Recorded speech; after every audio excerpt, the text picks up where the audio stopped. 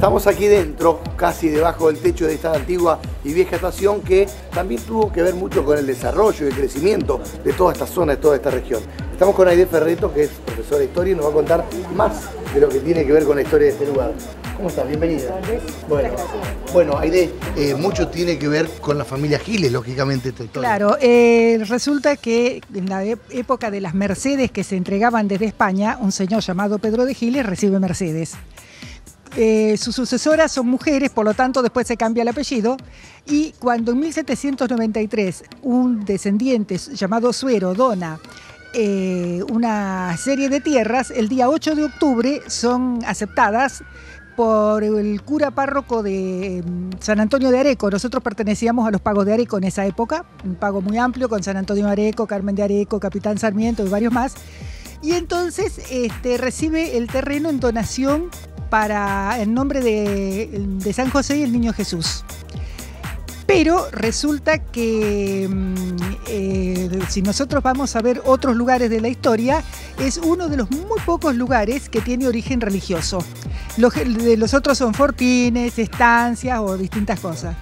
En este caso estaba el Camino Real a Mendoza, que todavía existe, si el trazo existe, el arroyo de la Cañada de Giles. Y entonces, por análisis que se hicieron, por estudios que se hicieron, se determinó que en una esquina se produjo, cerca del arroyo se produjo ese reconocimiento. Y hoy hay un monolito precisamente allí. A partir de ahí, el tema estaba en que había gente dispersa acá que no podía ir a Areco, unas 5 leguas, a misa o a anotar a su familia. En esa época no había registros civiles. Se anotaban en las iglesias. Todo se anotaba en las iglesias, y entonces habrá gente que no estuvo anotada también, ¿no? Entonces se habló de hacer un oratorio, se trazó el oratorio, se vendieron tierras de las tierras esas que fueron donadas para poder construir el oratorio, para el dinero necesario para eso, y poco a poco se fue construyendo. Y se dio la primera misa el 30 de noviembre de 1806. Por lo tanto, habían pasado 13 años desde la ocupación, entre comillas, del terreno, y ahora teníamos un lugar que en el día de San Andrés, en las tierras de Giles, comienza este pueblo. Luego pasan distintos avatares, años para construirlo, porque después que tenían el oratorio, la gente de Giles quería la iglesia, la parroquia. Empezaron a luchar por ello y recién la consiguieron en 1830. Es decir, a partir de 1831 están los registros de nacimiento, de funciones y matrimonios acá en Giles. Si no, están todos en Areco. Y bueno, en 1831 se crea el cargo de juez de paz, que es la autoridad civil, y entonces la autoridad civil y la autoridad religiosa eran las dos autoridades que tenía el lugar.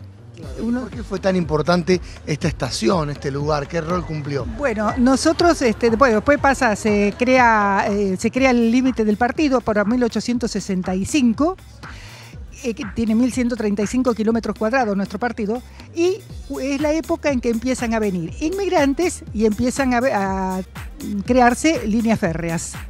Entonces, para 1889, una empresa trae a lo que es la localidad de Ascuénaga, que van a ver mañana, en 1880, el primer ferrocarril.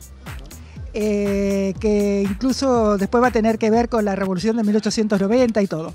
Y en 1889 se va a realizar la conexión de esta estación donde estamos nosotros con la creación de pueblos a lo largo del trayecto, que aún hoy existen, algunos, otros no. Y algunos pueblos, como mencionaba, por ahí que fueron creciendo, que la llegada del ferrocarril les permitió crecer. Claro, porque gracias al ferrocarril, estamos hablando de la gran inmigración, país agrícola-ganadero, entonces había que usar, no había rutas, entonces el tren era fundamental. Y el tren estaba destinado totalmente hacia Buenos Aires, al puerto, entonces se llevaba todo hacia allá.